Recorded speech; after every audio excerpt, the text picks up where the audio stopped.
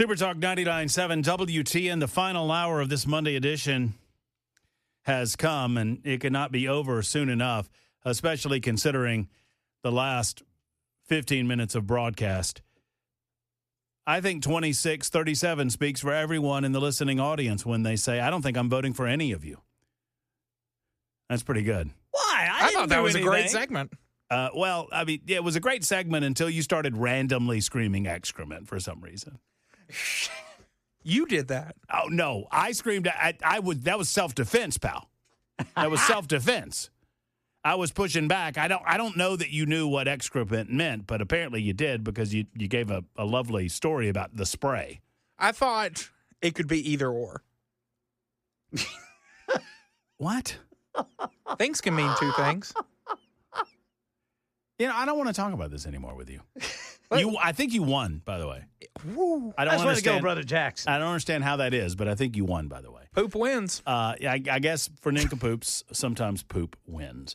All right, final hour of the show. I'm very excited to talk to our brother, Chris Hand, who obviously he was on his own show a little late today because of flight delays and whatnot. But we wanted to speak with him personally and tell him or just get a sense from him how the event went in person. It was just an incredibly emotional day for really all of America, or at least anybody that watched portions of or all of the memorial service for Charlie Kirk yesterday out of Arizona. Our good friend, our colleague, our buddy, our brother, Chris Hand joins us on the program. Hey, Chris. Hey, what's up, guys? How's everybody doing? I'm doing well. I hope you are. You get any sleep yet? No, I've probably slept 5 hours in the last 2 days. Whew. So, well, it's been a doozy. I bet it has. I know you're running on a lot of adrenaline right now and just a lot of emotion from yesterday. And I texted you last night, and what I tried to text, I don't know if I got it through to you, was I can't imagine what it was like in person. I can't imagine what any of this is like for someone who knew Charlie personally and knew so many of these people that spoke to us yesterday personally. And I just can only imagine the powerful emotions that were in that arena yesterday. Tell us about it. I mean, it was a range of emotions. A lot of it felt so surreal. We've done so many of these turning point events now that it was so similar to a lot of turning point events, so different at the exact same time. But the production quality and stuff like that, it really felt like a turning point event. So we kind of kept waiting for Charlie to walk out, and that was kind of a vibe constantly between myself and a few of the turning point contributors. But the event on a whole, I've never been a part of something like that. And I'll tell you a little story. When we first got there, my wife and I, we realized there's a massive crowd, and we had press badges. We didn't really know where to go in. So I get a text from Joe Bob, who hosts a show on Real America's Voice, and he's a turning point contributor, good friend. And he said, my wife and I, and his wife is pregnant, like real pregnant, like gonna have a baby tomorrow, pregnant. Said, my wife and I are in the hotel lobby at the Renaissance. Why don't you just come over here and we can game plan what we should do? So I said, perfect. So we met up with him, his wife, and a couple other employees, and we said, all right, I think we have a squad. Let's just walk over there and let's figure it out. So from the jump, we walk up, and there's a crowd of about 100,000 people. Wow. And I've never seen anything like this in my life. I've never witnessed it secondhand. I've never been a part of anything like this. But the crowd, once they realized we were staff, they parted for us. Wow. And the crowd notified other members of the crowd up ahead, staff is coming through and they need to get in. And this sea of 100,000 people just split for us. I've never seen anything like that. And I think you'd be hard pressed to even find sports fans doing that for their team. Mm-hmm. It was unbelievable, but that was the tone from the jump. The people that were in attendance were there for a reason, and the reason was grieving, and they were mourning. When we got in there, and it was empty. I was there by 6 a.m. So the entire arena is empty, and it was really quiet, eerily quiet. And then once the arena filled up and we got into some speakers, when people were talking, you'd hear that same quietness. You could almost hear a pin drop in the arena. 70,000 people, for it to be as quiet as it was when people were speaking is rather remarkable. and then from the beginning with the worship music, 70,000 people praising the Lord in one building is something I've never been a part of either. And it was really something to be seen. It was very encouraging. There were certain points that I know you couldn't see on the live stream, but I kept noticing it, where I would look up to the top of the rafters and I would see, just two or three guys with their arms up praising the Lord during the worship songs. And it was from the tip top of the building to the very floor, everybody was praising Jesus. And Charlie always had a dream to fill these arenas, and that's exactly what he did yesterday. And it was totally unique. I don't know if we'll ever see something like that again. I hope we do. I pray we do.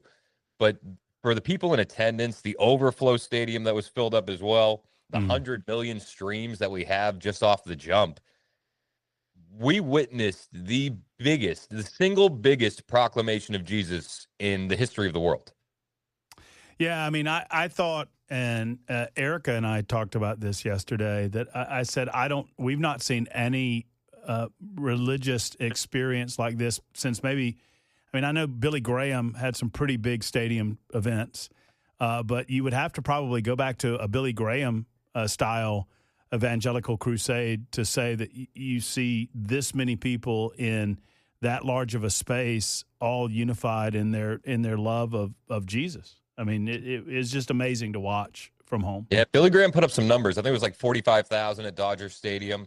We also had an outdoor mass with the Pope that had 200,000 people. Right. One of the things that they didn't have the advantage of, though, is the internet. That's exactly right. Yeah.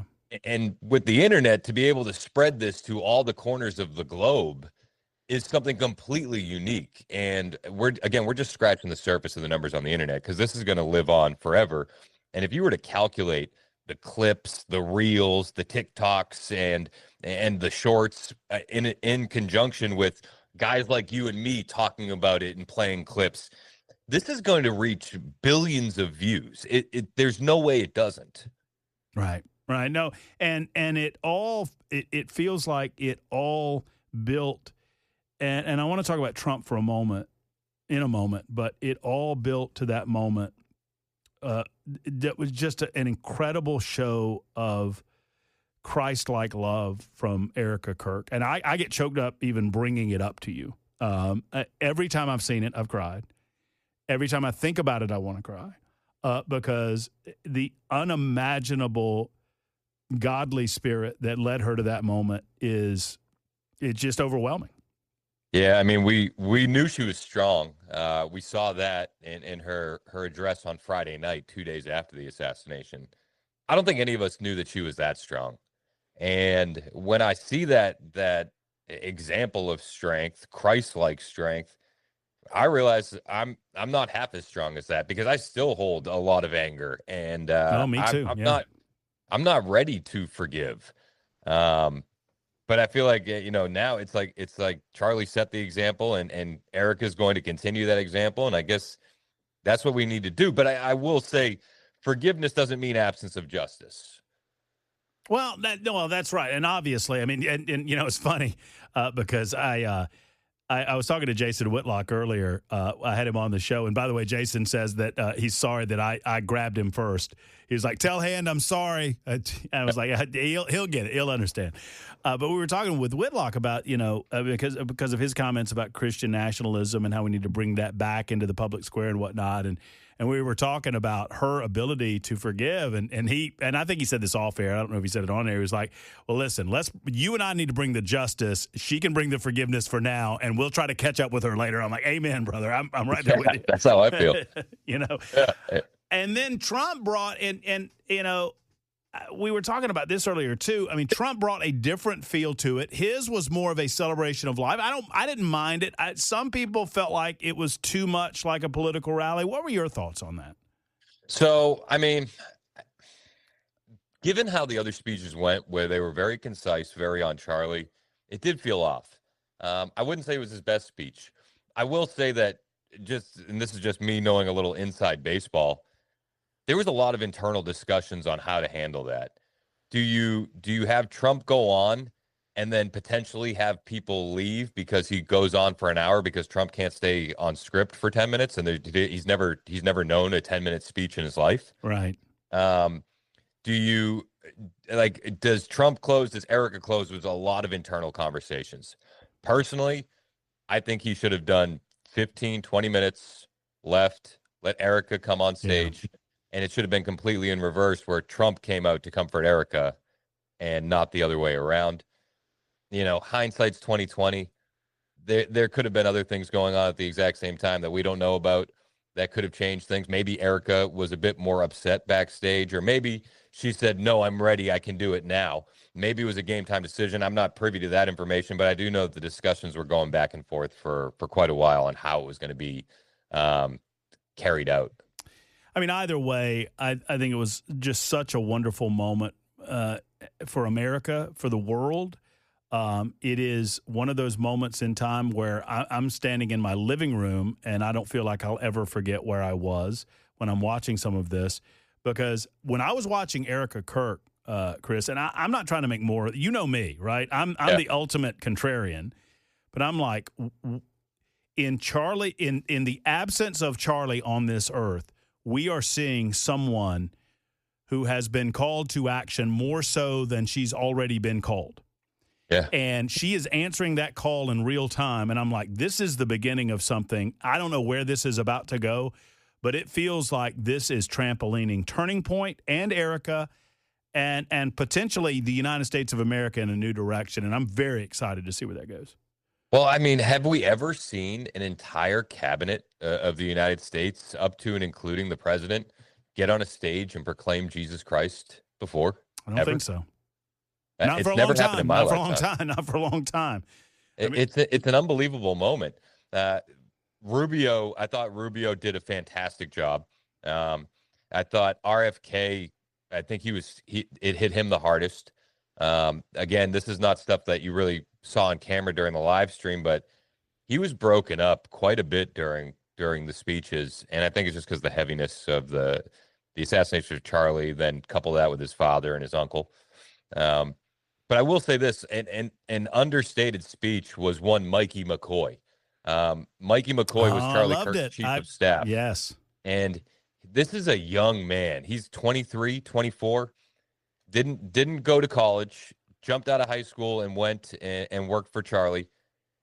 This kid, the just sheer bravery that he has to get up there, how he could not be broken up. And then even more backstory, Frank Turek, who was there, he gave his speech as well, and he told a lot of the backstory of what was happening the day at the university in Utah. But Mikey was in the hotel lobby that night. This is the strength of Mikey McCoy. In the hotel lobby that night going, Frank, you're in scrubs. We need to get you some real clothes because we're all about to hop on Air Force Two. And he was making game time decisions like that. This kid is an example of strength. I mentioned it earlier on my show. If I was looking, and there's no replacing Charlie Kirk, obviously, like that's just never going to happen. But there is going to be somebody that's going to fill that seat. Mm-hmm. And if I was a programmer, I'd be looking at Mikey McCoy because that kid has something special. Yeah. Well, look, thank you for spending. I mean, I know you got a chance. You got on before the show was done. Getting back into town, and you've got a full show to talk about it tomorrow. Thank you for spending just a little bit of time with us, and you know how much we love you and appreciate you, and I know how connected you were to so many of these people, not just in spirit, not just politically, but personally. And it's one of those things where, I'm there in spirit, and I'm there politically, and I'm all those things. And then I think about you a lot because I care for you so much. I'm thinking, man, I don't know how I could get through what you've been through and what the family of Turning Point's been through. And we just appreciate you relating that to us and connecting us in a more special and tender way to Charlie and the movement. And I feel like, somebody wanted to see an end, and what they did was create a beginning. And that's what we're about to experience. Yeah, you're absolutely right. It was, and I love you guys too. You guys know that. And we're all like a family. But it's like I have a second family over there as well. And it really is a family over at Turning Point. And they really do have some of the best people in the country working for them. And to be able to get down there and tell them just how proud I am of them, and give them hugs. I mean, these guys haven't stopped working. You know, the original email that went out was that the offices were going to be closed until today. And not one department in that building at Turning Point headquarters stopped working. They just worked harder. Mm-hmm. And to pull off an event of that magnitude in 7 days where the core of your staff is under 25. Oh, wow. Mind-blowing. I had no idea. 25? Yeah. I mean, that's the core stat. I mean, obviously, yeah, and that is and clearly, you know, there were connections with Secret Service or whatever, but that is a Super Bowl level security event.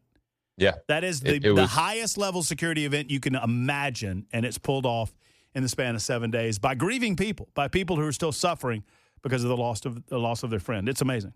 Yeah, and here's just a little bit more inside baseball real quick, and I know we're up against it, but originally there was an event planned that day at State Farm Stadium, and the White House called State Farm Stadium and said, guys, Charlie needs a bigger venue. You're going to need to cancel that. And to their credit, they did that for Charlie Kirk. Well, good for them. I mean, I laugh because it's like I don't care who you are. It's like, hey, excuse me, sir. We have the White House on the line. Yeah, exactly. I think somebody named President Donald Trump wants to talk to you about commandeering the stadium. That's the point where you, A, take the call, and B, you give up the stadium. 100%. Disney on Ice has to wait. Oh, more on those guys tomorrow, right? Oh, I got more on that. Yeah, so Disney fails to fulfill any sort of reparations that they were trying to accomplish. We'll talk about that in a moment. Can I just say this real quick on Disney? Yeah, go ahead. I don't think this was a failure at all. I think this was by design. They took the story away from Charlie. They made Jimmy Kimmel the victim. They were able to blame Donald Trump, and it got the news cycle focused on something else. I think there was a clear tactic by the left. I think they're evil for doing it. I think it was part of the plan all along. Jimmy Kimmel will enjoy 3 days of good ratings, and it's back into the toilet for him. Yeah, 100% on that front. If they cared at all about money, if this wasn't just symbolism, they would keep him canceled because they've got to be losing money on that show. And I don't know about the motivations behind their tactics, but I will say that their tactics were awful and prearranged from the beginning. They never had any intention of firing the guy. I agree with you there. But 100%. Thank you, Chris. We appreciate you, brother.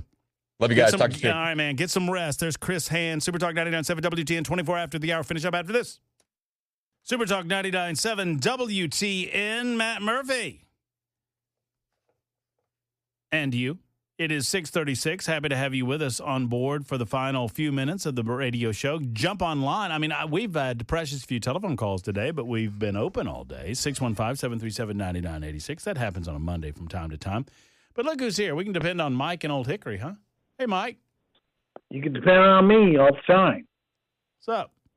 And you can depend on me supporting Israel all the time. And so when you made that statement that you wouldn't even send one dime to Israel ever again, that just showed your colors. And then Charlie Kirk. Wait. What'd you just say, Mike? I missed that. Hold on. What'd you say? Your last statement about 10 minutes ago, 15 minutes ago, you just said that you are against sending any U.S. money to any countries, including Israel. Mm-hmm. Is that true? Yeah. Okay. So you don't support Israel. Well, of course I do. Of course I do. So if they have to... Wait. You can... So let's think about this, Mike. Let's talk like human beings, not like normal, okay? Mm-hmm. So if you're my neighbor and you're going through a tough time, can I support you and assist you without giving you money?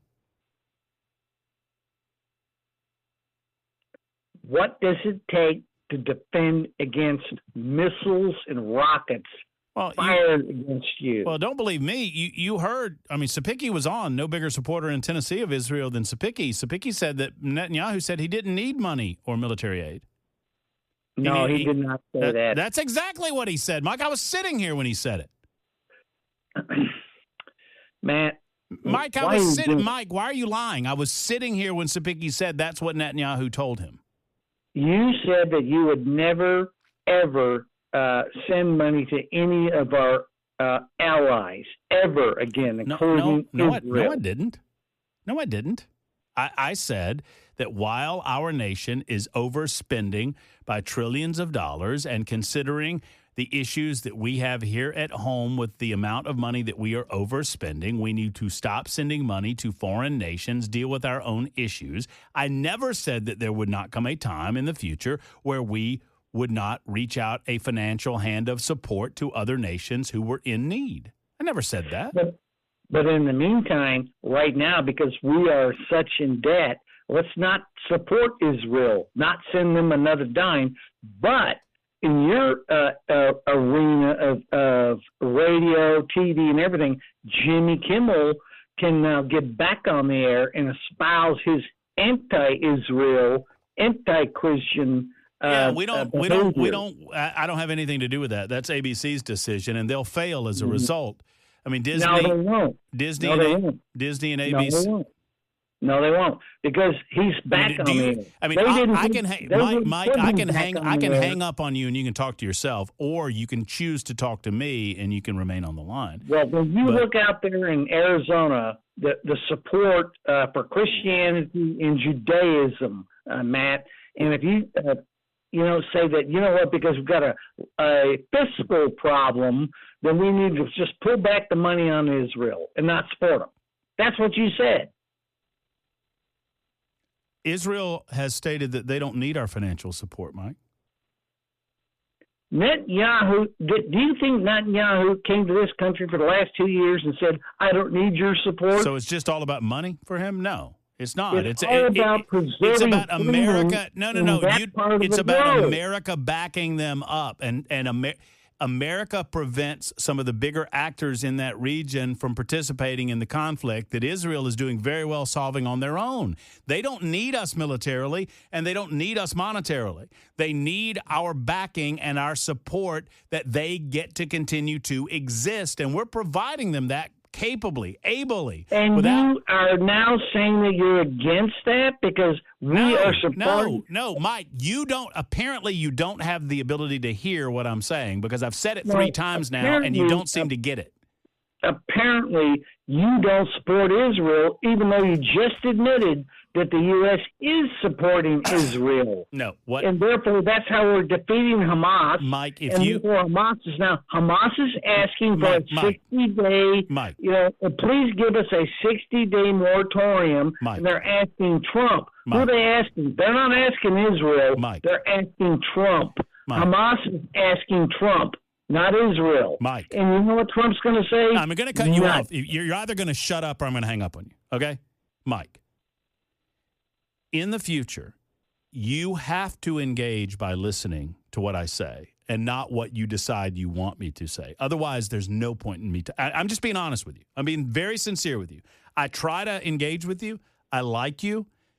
But unless you are willing to listen, I'm not going to take your calls anymore. Because it doesn't do any good. I've told you my position on Israel. I am pro-Israel. I've always been pro-Israel. But that does not. You should support the United States supporting Israel. I do. But that doesn't mean that it is not a blank check. It's not a matter of money. They don't need money. They've said they don't need money, Mike. God, Matt. God, what? Maybe I can't talk to you anymore. God, what? Because you are so.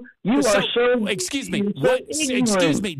Excuse me. So how much money is enough support then? If it's all about money, let's turn this around on you. Then you tell me what amount of money is good enough. If we don't support our only Is it a trillion? Is it a trillion? Is it $1 trillion? Is it a gajillion dollars? You're not listening. You're not listening. You're not listening. Matt, did you listen out there in Arizona, Matt? Did you listen out there in Arizona? Are you getting mad? What are you getting mad about? Damn right, because you are being taken over by the left. You're the one that doesn't like Israel. What? You're the one that does like Christianity. Are you trying to get? You're the one. What are you talking about? You're the one that gets on me and says, "Hey, if you don't have a discussion with me, I'll cut you off." Well, I'll prove you correct. I do say that, and I just did that. So go pound sand, pal. I have done a show today on Christian nationalism. I've done a show today about the impact that the Charlie Kirk memorial service had. I've done a show today also highlighting the needs of Israel. But those needs don't come necessarily with a blank American check. And most, if not all, reasonable people understand that. And Benjamin Netanyahu himself has said that it's not about money. Now, you can believe that or not believe that, but I'm going to take him at his word. And I believe that America can have the back of Israel. We can be an ally of Israel.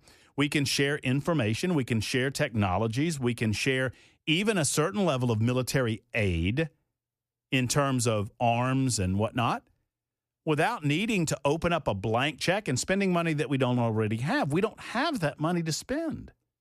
We are $37 trillion in debt and growing. It is the greatest existential threat in America today. If you need to know anything about this radio show, know that I'm going to default to not spending money on that thing or that project or that country until we get our financial books in order.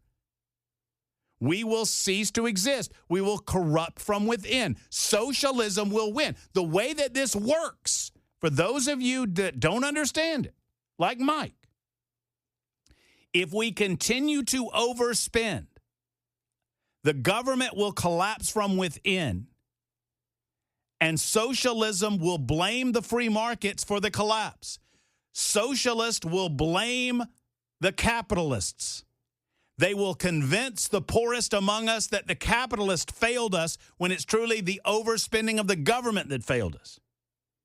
And when they do that, they will turn this country into a centralized, federalized system that centralizes power amongst the rich and the well-heeled and the well-connected in Washington, D.C. And they will turn us into a socialized nation without firing a shot if our national economy collapses due to our burdensome debt and the service of that debt. They will blame the free markets because of their overspending. That is my concern. That is my fear. That is why I say cut it off, because you cannot make exceptions. Even with Israel, our greatest ally in the Middle East, if you start making exceptions, there will be exceptions for everybody and every program and everything. Why do you think I'm against FEMA, for goodness sake? Oh, my God, Matt, how can you be against FEMA? Because I don't think it accomplishes what it claims to accomplish. I think it wastes a lot of money. And I believe that the states could accomplish far more with far less money than the federal government. And I could go on and on about government programs and entitlements and the like. The point is this. I will consistently argue, no matter who wants to hear it, that the greatest threat our country faces is from our own overspending. Even greater than China. But China's getting there. Don't get me wrong. But, yeah, I agree with Jeff. The entire Mike call was real down. Mike, I had such high hopes for that call. And once again, I shouldn't have, because once again, you've dashed my hopes. I try to have a productive conversation, and we're left with you screaming about me not supporting Israel, which is the stupid. I mean, look, I was getting screamed at on the super text line not an hour ago about being a suck up and a kiss ass for AIPAC. I guess it's a good day that if on one side people say that I'm sucking up to the Jews and on the other side the guy says I'm anti-Israel, then I must be doing something right. It's 48 after the hour on Super Talk 99.7 WTN. My gracious. My goodness. If y'all think Mike is mad, y'all should hear Jackson talking about Tennessee, the Titans. If y'all think Mike is mad about me, y'all should hear Jackson Williams talking about Tennessee. Jackson, are you ready for a new coach? I mean, you can talk about this, right? You work over there a little bit, but can you publicly discuss your fandom? I'm not going to publicly call for his firing, but it's not looking good for him.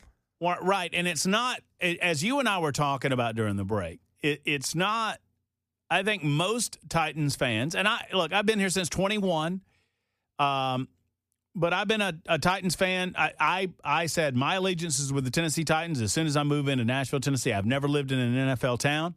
I live in an NFL town. I'm going to support the NFL team. I love the Titans. Go Titans. I mean, when I got here in 21, they were going to the playoffs. They were good. They were good. Been a long time. I think they lost to the Cincy. Bengals. Yeah. Hosted a playoff game. I was at that game. And now, since then, I mean, is it my fault? Maybe. I blame Matt Murphy. Maybe. But, so I'm a Titans guy too, but I don't think that fans, you tell me if I'm wrong, Jackson, you're smarter about sports than me. I don't think fans expect a winning season. I don't think they expect a playoff season. I think they expect to feel a little better about the competency on the field. Yeah, the penalties and the in-game decision-making just have not been at an NFL level this season through 3 weeks. And by the way, I think based on caller reaction and based on super text reaction, I mean, do we need to call an indefinite suspension of Mike's calls? No. Do we need to indefinitely suspend Mike? I mean, like Jimmy Kimmel got indefinitely suspended. So we bring him back after like 2 days? Yeah, that's what I'm saying. So I think we should indefinitely suspend Mike until he calls back. From being able to call until he calls back, and then we'll take it on a case by case basis. Why was Mike so mad at me? I don't know, man. I don't know either. 1513 says, thanks. You did well with that jerk. I don't know that Jackson's that much of a jerk, but. Oh, you mean Mike. mean. Oh, you mean Mike. Oh, he meant Mike. My bad. 3043, you really need to stop taking Mike's calls. Last few times, I swear you're going to have a stroke. I was fine. And, Mike is just, come on. No, this gets better. You really need to stop taking Mike's calls because the last few times, I swear you were going to have a stroke. Then Jackson would have to take over the show. Then where would we be? That's a great point. It would be a sports show. That's a great point. Jackson would revert to what he knows. I think we're going to indefinitely suspend Mike from the show. And that means that we reserve the right to bring him back at a time of our choosing, just like ABC has chosen to do with Jimmy Kimmel. Let me be clear here. ABC gets to decide how ABC is going to run their private business. Jimmy Kimmel did not do anything that was out of bounds in terms of ability to speak. He did not incite anyone to riot. He did not threaten anyone's life. He did not threaten anyone's safety. He did not do anything that would endanger the general public in any way. These are the basic parameters that I put on speech with regard to an ability to curtail said speech. Otherwise, the free market, the general public will determine what is appropriate and what is not appropriate. That's called consequences to one's speech or consequences to one's actions. I thought that ABC saw this as a potentially fireable offense. It turns out that they didn't. It turns out that this was the play all along. They said indefinitely suspended all along. A lot of people assumed that he would be fired based on what he said. What did he say that was so bad? A couple of you have asked, what did he say that it was so bad? He lied. We believe that he knowingly lied. Now, it's up to Jimmy Kimmel to say whether or not that's true, but here's the deal. Jimmy Kimmel had a chance to apologize for what he said, and he chose not to. Now, I'm told that Sinclair is standing by. They're not running the show. And I wonder if Nexstar feels the same way, too. But I have been told on good authority by the intraweb that Sinclair has made the statement that they're not running the they're going to stand by their decision. Well, Sinclair will not lift the suspension of Jimmy Kimmel Live on our stations until formal discussions are held with ABC regarding the network's commitment to professionalism and accountability. Sinclair also calls upon Mr. Kimmel to issue a direct apology to the Kirk family. Furthermore, we ask Mr. Kimmel to make a meaningful personal donation to the Kirk family and Turning Point USA. Regardless of ABC's plans for the future of the program, Sinclair intends to not return Jimmy Kimmel Live to our air until we are confident that appropriate steps have been taken to uphold the standards expected of a national broadcast platform. That is Sinclair Inc. And that is as of 2 hours ago. So there you go. Looking forward to watching Jimmy Kimmel as he doubles down on all of this and triples down on all of this. I will not be watching because I don't watch that drivel, and I don't encourage you to either. I do listen to Mark Levin, and I think he's back on Super Talk 99.7 WTN. Have a good evening, folks. Hug your loved ones, everybody.